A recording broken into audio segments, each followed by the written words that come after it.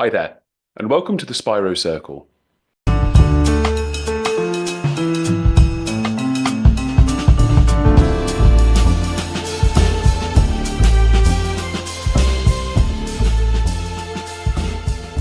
Those familiar with some of my past episodes may have seen some archival episodes from CTech's BiblioTech video series. It's basically a video interview series where I interview authors of books they've written and we talk through some of their ideas, topics, or themes. This week, I wanted to highlight another episode by Nimrod Vromen, author of Prompting Happiness. The book is an exploration into the human condition and the pursuit of true happiness. It discusses ideas like midlife crises, our battles with technology, and how we can find the things that make us most happy. It also shows us how to leverage those tools and how we could use AI for our own personal growth and development. In perhaps one of the first instances I can think of, Nimrod openly admits to using ChatGPT to help him write the book. When reading Prompting Happiness, you can feel the author and the technology work together to complete the text. It's an interesting way to write the book, and it's very interesting as the reader to see how the author and technology worked together. Those who are interested can read the entire extended interview on CTech. I'll put a link at the bottom of this text. But for those who want to watch the episode, can go ahead and do that now. Hello, my name is James Spiro, and this is CTech's BiblioTech. Today on the show, we're joined by Nimrod Vromen, author of the new book, Prompting Happiness. Nimrod is founder and CEO of Arc Empowerment and Consiguri, aiming to transform the world of professional services with AI. He's also the Chief Growth Officer for the startup sector at Arnon Tadmor Levy after 16 years as a corporate lawyer at the firm. For The Soul, he wrote and produced Startup Confidential, an internet video series hosted on CTech and Calcalist, and authored Prompting Happiness, a guide to prompting a life worth living. The book follows Nimrod as he addresses the complexities of modern life, while offering a roadmap for navigating those intricacies, ranging from stimulating conversations on the future of AI to helping strategies for fostering happiness in an increasingly digital society. Nimrod, thank you so much for taking the time. Thank you for taking the time. So I read the book. I read it cover to cover. Just finished it a few days ago. Really, really enjoyed it. So first of all, Mazel Tov. It's no easy feat to write a book, so I'm told. Talk me through it. Talk me through the idea. What prompted you, so to speak, to tackle this book and this project? Well, first of all, thank you so much again for reading the book and for having me and being open to discussing it. It's my first creative piece in a long time. I guess Startup Confidential, the series, came before that. Was a bit of a sort of dabbling in creative work. There's a macro answer to what prompted me to write it. I've always been, dabbling in philosophy, thinking about the future, trying to put things into structure, thoughts into structure. When I was younger, I had a diary and it had some thoughts in it, and some of them I discovered were valuable to my older self. So that was my next question. You're jumping ahead of me there, but yeah, go ahead. Sorry, I didn't mean to stop you. Yeah, I'll expand on it then in your next question. I'd written a theory for happiness that was a creative piece.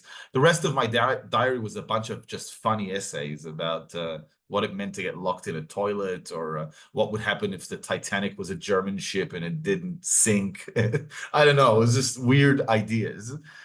And eventually I became a lawyer, a corporate lawyer. And for 16 years, I was producing a lot of words on pieces of paper, but they were templates, repetitive templates. And I was doing all my thinking in my off time.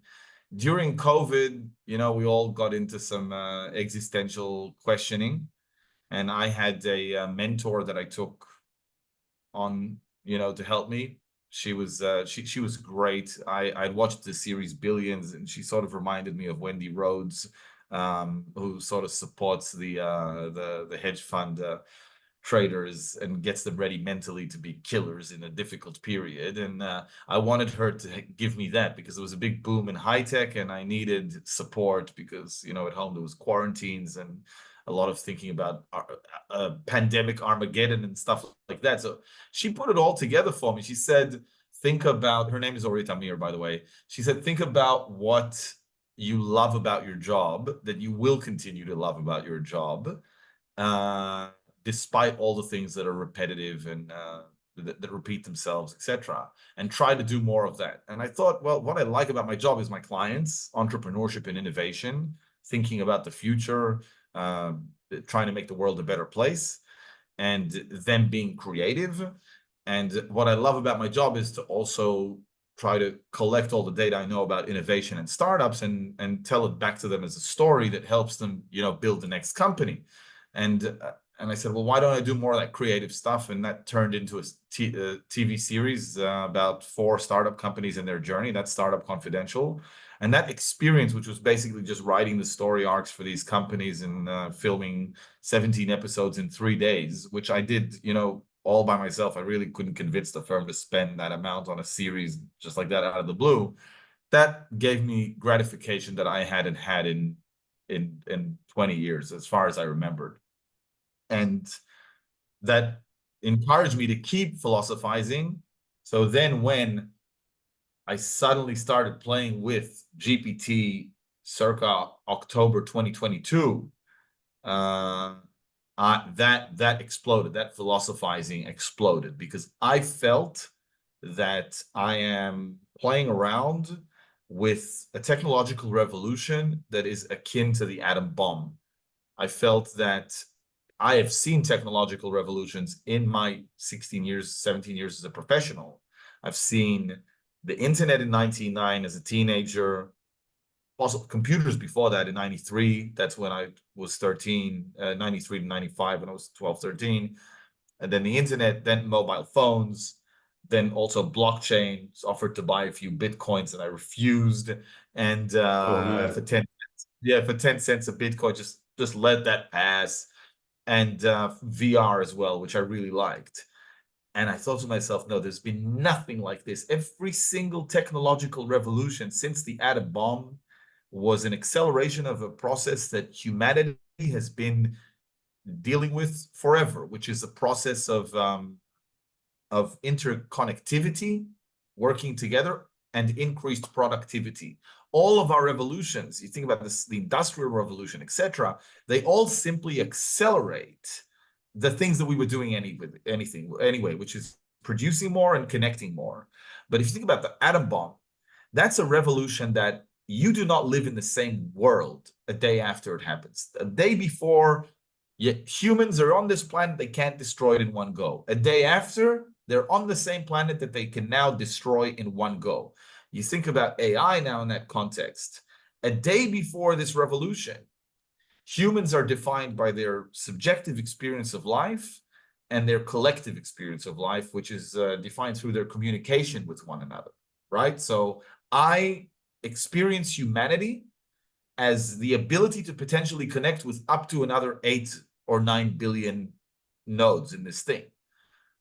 A day after AI that passes the Turing test, an LLM that passes the Turing test, the whole experience is going to change, because now I can connect with infinite versions of humans, if you assume the exponential development of AI, and maybe not even the humans themselves. There's a new entity that represents another infinite number of humans that I can connect with and converse with, potentially at the cost of not connecting with those other 8 billion that I would have otherwise aspired to. It's just a different world. And that set me off on like a course of thoughts about my profession and about my family, about education.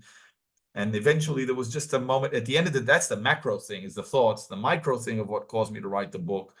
The micro event is that I was at a hotel. I've been spending nights, day uses at a hotel ever since COVID, every month, twice, just to think and to strategize. I'm actually at one right now. We're in Tel Aviv doing the interview from there. And at this hotel, probably a room not far away from here, at 8:07 p.m., I had this epiphany at night on December 22nd, where all these thoughts just put themselves into an order. And within 52 minutes, I had the first 70 pages, because I had this process in me on how to produce them.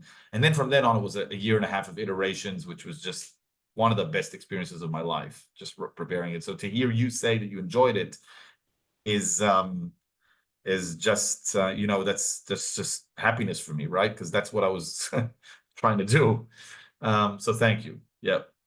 Of course, thank you. And it's so interesting because hearing you talk now about the journey, I feel like it was so clear in the book. You give such an intimate description of that journey and how you wrote the book that I feel like, in some way I already know the story because it's so, you do it so clearly in the book. I want to touch on what you mentioned earlier, which was leading into my next question, which was you start the book by sharing some of these early essays that you wrote when you were, I think it was 18 or 19, you were, I think, a teenager at the time. And it's always fun to look back on what past selves used to think. And so I thought it was very brave of you to publish those. Why did you, and just so that the watcher here is clear, it was on your past views, ideas of happiness, and it was you structured the priorities and processes of what makes people happy. So that's what you, as all 18-year-olds know, they know the answer to everything, and so you share the answers. Why did you choose to start the book with such a vulnerable admission? Well, it's interesting you should ask that. I have to thank my editors for this and my publishers. They're called Your Book Team, run by this amazing guy called John Kislev, that I'm lucky to have had with me. The original book was far more academic, the original draft. It was about purposes of humanity, a sort of like an exposition to AI, that log of conversations with GPT and predictions for the future. And I was told by the initial readers that where I exposed myself more, they connected with the book more.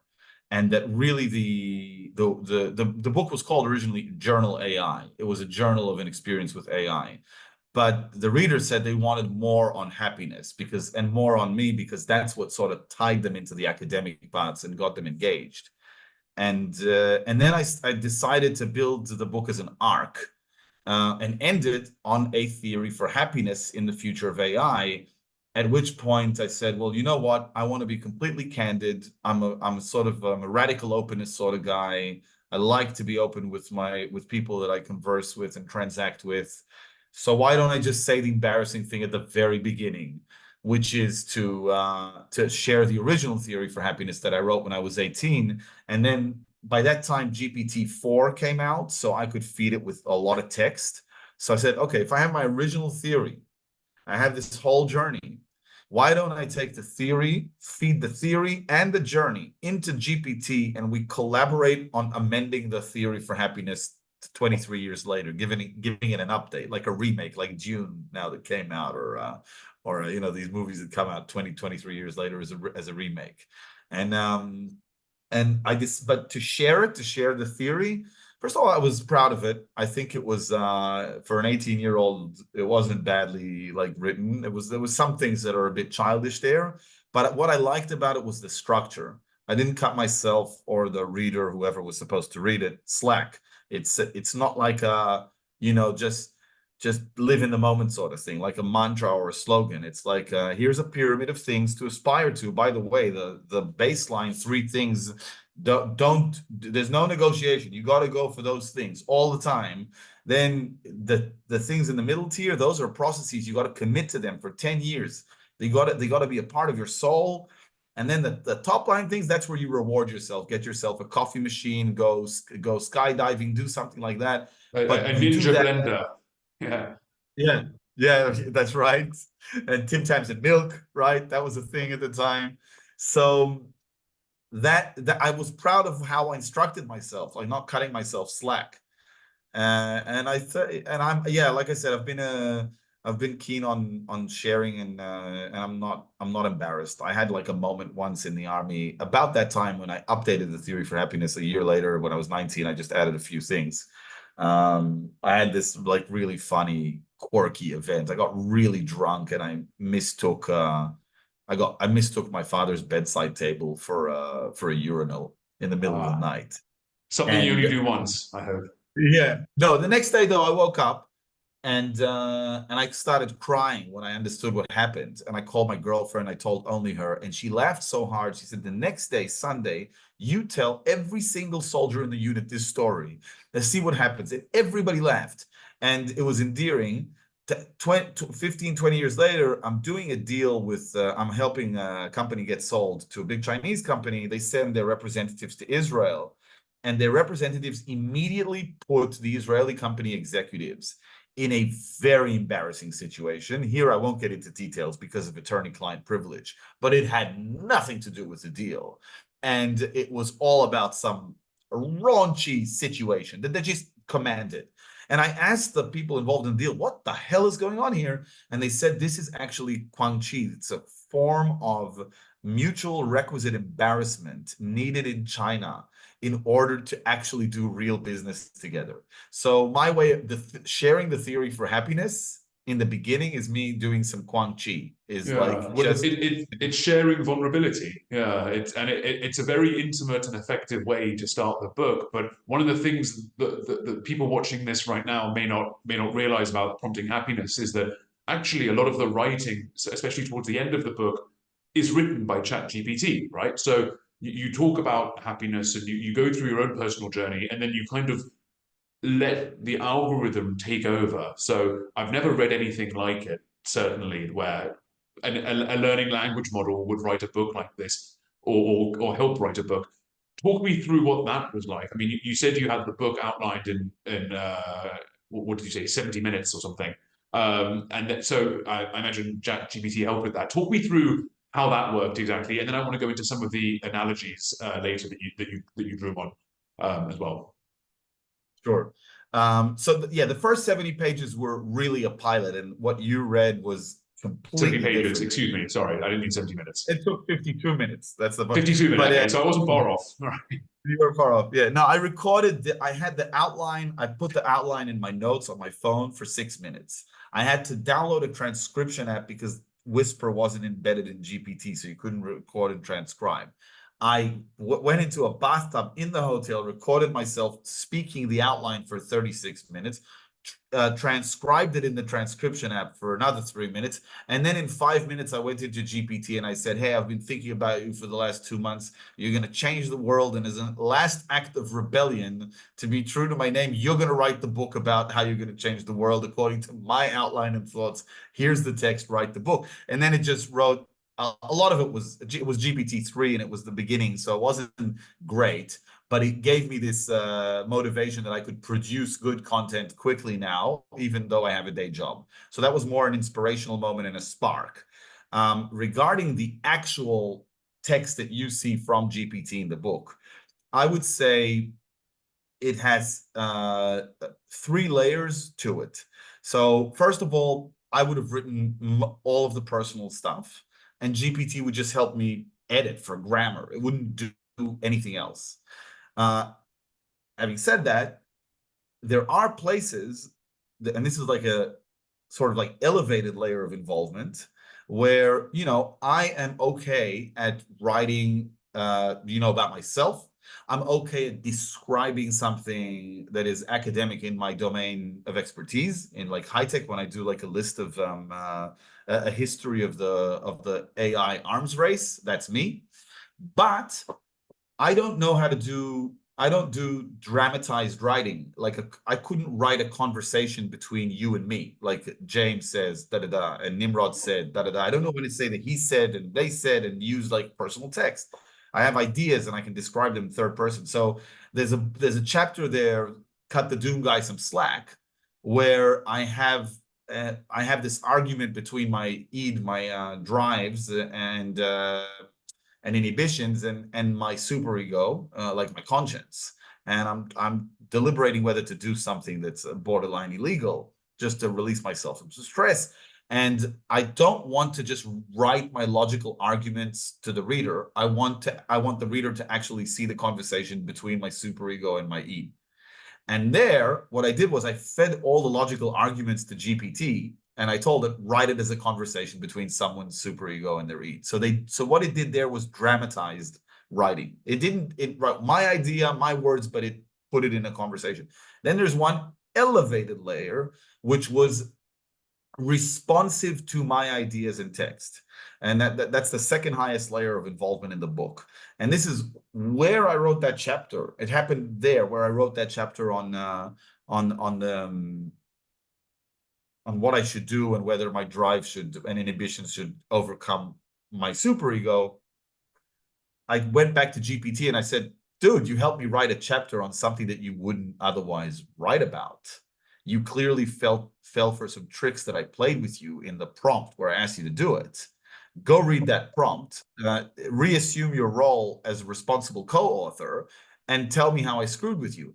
And then it read the prompt again, understood where I jailbreaked it to write this chapter that was, not so ethical, and it wrote me a letter about how angry it was. And when I read the letter in one go, I'm like, oh my God, this is amazing. And then I incorporated the letter. So this is responsive. And then the highest level of writing, this is the last bit, it's part E of the book, is by that time I had the framework of thoughts, the exposition to AI, the prophecies, and some essays and afterthoughts. And before landing on the theory for happiness at the end, I wanted to give it the mic for just 20 pages, 30 pages. So I told it everything about my book that I could without telling it anything about itself. I told it some information about other LLMs, Bard in Sydney at the time. So that's Microsoft's Copilot today and Gemini by Google. I told them about that. And I said, now look at that and now write your own book in the same structure. What is your framework of thought about AI? What is your experience with initial conversations with humans? What are your prophecies for the future of the world with AI? And give me some afterthoughts that are discussions between you and Bard and Sydney, because you know what they're like as opposed to you. And that's original, exclusively original text by GPT. That's phenomenal. I hope it's in the training data for OpenAI. Yeah. Well, it's definitely interesting, and we are running a bit short on time, so I want to run through the last few points that I have written down here, because there's so much to discuss about the book. We simply don't have the time. I want to discuss the idea of how you prompted it, how you got ChatGPT to co-write this book with you. In effect, you also cite other writers along the way. So you cite Yuval Noah Harari, you mentioned Malcolm Gladwell as some of your inspirations and some of the people you look up to. When playing with the role of AI in writing a book, in your case, let's say, but you also mentioned other examples such as creating music or generating artwork, how does that work in a society? I mean, where does the value come for the creator? And I mean the human creator. I don't mean the computer creator in those values. So using AI not just to solve problems, but to create art. Where's the value in that? And I'm going to have to limit your answer to about 1 or 2 minutes, because we're going to have to do a quick fire round and some other things I want to talk about quickly. So yeah, please, after you. So I'll do it in 1 or 2 minutes. And I just want to start and say Gladwell and Harari are my heroes. And when you think about the future, if you're not thinking about history, at least to see what you can learn from it, that's a problem. So they're very good at that. And then with respect to what I think you can do for creativity, the ideas of the planning of the creation is fully mine. I have written 300% of the text in this book, and it was edited down to what you're reading. The AI helps me elevate the product based on more ideas and instructions that I give it. It is an actor in a movie that I'm directing. And in that sense, that's the use that I think people should use AI for. It does not hallucinate its own creative ideas unless I gave it a space to do it, which is party. So that's where I think there's the good collaboration. Okay, I love that. I love that. Using an actor in a movie you're directing. I absolutely love that analogy. I want to touch on another analogy that you used in the book. You compare yourself when talking about the story of Adam and Eve and the Garden of Eden. You describe yourself as Eve, the startups as the snake, and then Adam moments of Adam. So quickly talk me through what that is for the reader who may not be clear with that.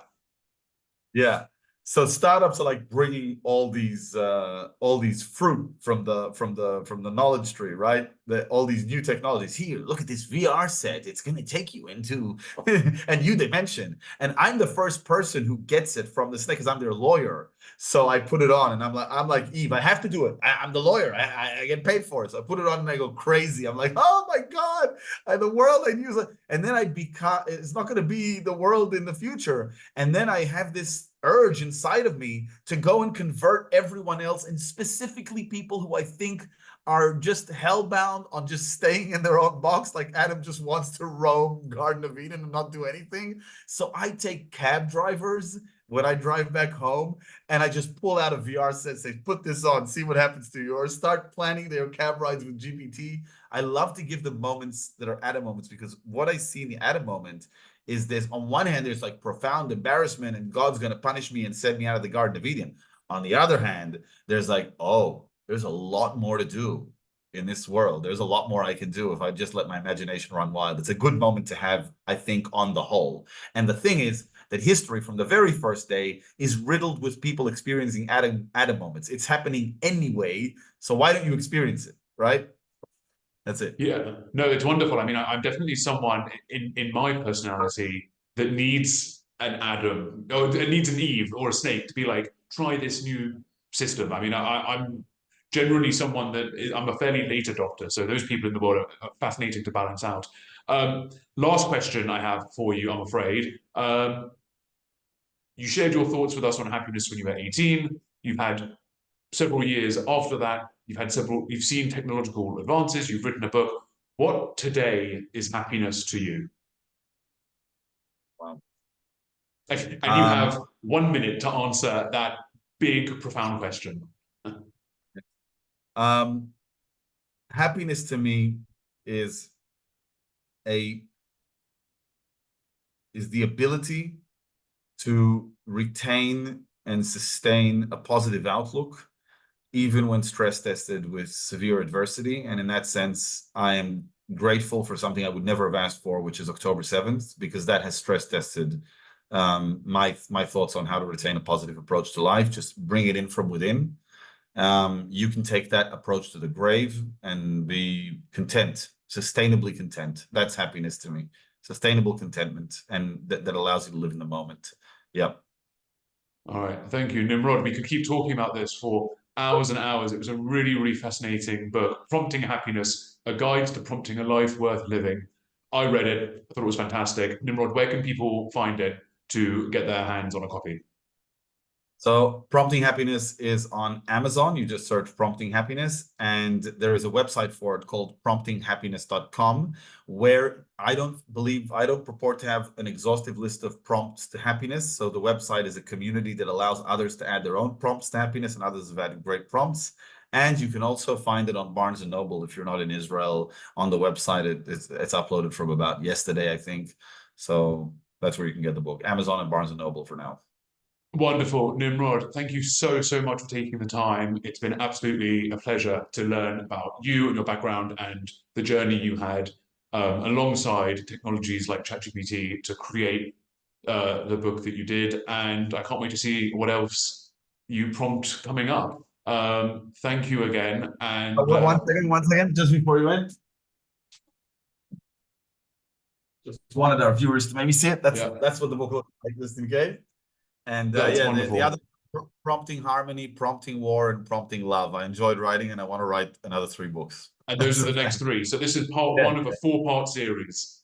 That's right. It all has to be part of I can't wait to connect with you, Nimrod, in the future, and we can talk about the second series. For now, I'm really sorry. We do have to run. We are running out of time. This has been BiblioTech on CTech. Thank you so much for taking the time, and see you next time.